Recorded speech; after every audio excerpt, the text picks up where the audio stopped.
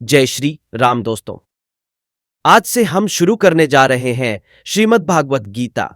हमारा प्रयास है कि हम अच्छी तरह से सनातन की जानकारी सभी सनातनी भाइयों बहनों तक पहुंचाएं। अगर आपको कुछ गलत लगे या हमसे कोई भूल से गलती हो जाए तो कृपया हमें माफ करें।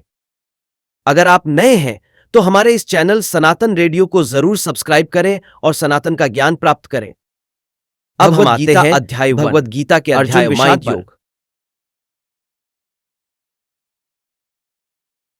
भगवद गीता का पहला अध्याय अर्जुन विषाद योग के नाम से प्रसिद्ध है। इस अध्याय में अर्जुन के विषाद और मानसिक द्वंद्व का वर्णन किया गया है, जो कुरुक्षेत्र युद्ध की शुरुआत से पहले उत्पन्न हुआ। इस अध्याय का मुख्य उद्देश्य अर्जुन के मनोविज्ञान को समझाना और भगवान श्री कृष्ण द्वारा दिए जाने वाले उपदेश की पृष्ठभूमि तैयार करना है। अध्याय की शुरुआत में धृतराष्ट्र ने संजय से पूछा कि हे संजय, उस समय क्या हुआ जब कुरुक्षेत्र में दोनों पक्षों ने युद्ध के लिए अपनी सेनाएं जुटाई। इस प्रश्न के माध्यम से धृतराष्ट्र ने कुरुक्षेत्र में होने वाले महायुद्ध के बारे में जानने की इच्छा व्यक्त की। धृतराष्ट्र दृष्टिहीन थे और युद्ध की स्थिति को समझने के लिए उन्होंने संजय से जानकारी प्राप्त की।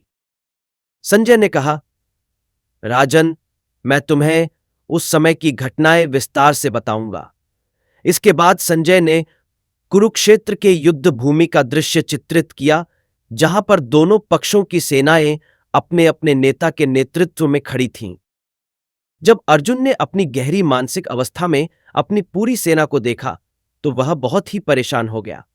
उसने अपने परिवार, गुरु और मित्रों को दोनों पक्षों में खड़ा पाया। उसे यह युद्ध लड़ने का अर्थ समझ में नहीं आया, क्योंकि वह जानता था कि यह युद्ध उसके अपने परिवार और प्रियजनों के विरुद्ध होगा। अर्जुन ने श्री कृष्ण से कहा, हे कृष्ण, अब मैं युद्ध नहीं लड़ सकता। मेरे लिए यह युद्ध बहुत कठिन है। मुझे यह युद्ध असंगत और अत्यंत दुखदायी प्रतीत होता है।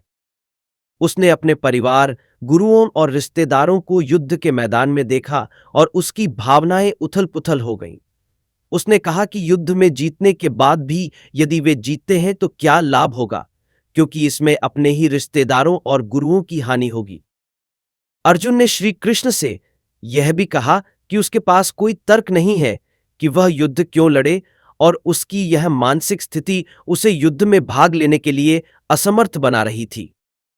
अर्जुन की दुविधा और निराशा बढ़ती जाती है।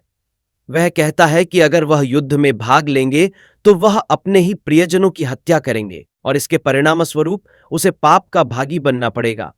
अर्जुन का कहना था कि वह न तो अपने भाइयों को मारना चाहते हैं और न ही अपने गुरु, क्योंकि उनके बिना जीवन का कोई अर्थ नहीं रहेगा। अर्जुन ने इस विषाद और मानसिक उलझन के बीच अपने धनुष को नीचे रख दिया। उसने यह निर्णय लिया कि वह युद्ध नहीं लड़ेगा और इस कारण वह शरण लेने के लिए तैयार हो गया।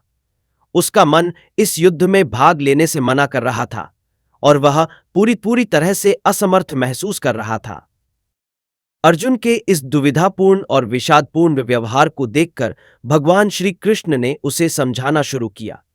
श्री कृष्ण ने पहले तो अर्जुन को समझाया कि यह युद्ध धर्मयुद्ध है और इसमें धर्मानुसार लड़ाई लड़ी जानी चाहिए। इसके बाद श्री कृष्ण ने अर्जुन को यह बताया कि वह एक योद्धा है और उनका कर्तव्य है कि वह युद्ध में सम्मिलित होकर धर्म की रक्षा करें। श्री कृष्ण ने अर्जुन से कहा, तुम एक क्षत्रिय हो और तुम्हारा कर्तव्य है कि तुम धर्म के अनुसार युद्ध करो। यदि तुम धर्म का पालन नहीं करोगे तो यह तुम्हारे जीवन का सबसे बड़ा पाप होगा। अर्जुन का मानसिक द्वंद्व इतना गहरा हो गया था कि वह भगवान श्री कृष्ण के उपदेशों को पूरी तरह से समझने के लिए तैयार नहीं था। उसका मन युद्ध के परिणामों और उसके पाप के बारे में विचार कर रहा था। अर्जुन की मनोदशा को समझने के बाद श्री कृष्ण ने उसे यह समझाना शुरू किया कि एक योद्धा का धर्म होता है कि वह अपने कर्तव्यों का पालन करे। श्री कृष्ण ने अर्जुन से यह भी कहा कि यदि वह इस युद्ध से भागते हैं तो उनका जीवन व्यर्थ हो जाएगा, क्योंकि एक क्षत्रिय का धर्म युद्ध में सम्मिलित होना है। अर्जुन का संकट केवल शारीरिक नहीं था, बल्कि यह मानसिक और भावनात्मक भी था। वह जानता था कि युद्ध में अगर वह विजय प्राप्त भी कर ले तो इससे उनके प्रियजनों की मृत्यु होगी, और यह उनका दिल बहुत भारी कर रहा था। अर्जुन के मन में कई सवाल थे। क्या यह युद्ध धर्म के अनुसार है? क्या युद्ध में विजय से कोई असल लाभ होगा? क्या युद्ध में अपने रिश्तेदारों की हत्या करना उचित है?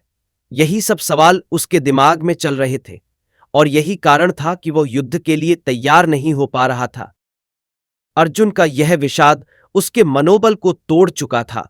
उसकी स्थिति उस व्यक्ति के समान थी जो अपनी जिम्मेदारी और कर्तव्यों से पूरी तरह से भाग रहा था। उसके सामने युद्ध और अपने प्रियजनों की हत्या के बीच एक कठिन विकल्प था। अर्जुन का यह संकट उसकी मानवीय कमजोरी को दिखाता है। इसके माध्यम से भगवान श्री कृष्ण ने आगे चलकर उसे यह उपदेश देना था कि मनुष्य को अपनी जिम्मेदारियों से नहीं भागना चाहिए, बल्कि उसे सही मार्ग का अनुसरण करना चाहिए।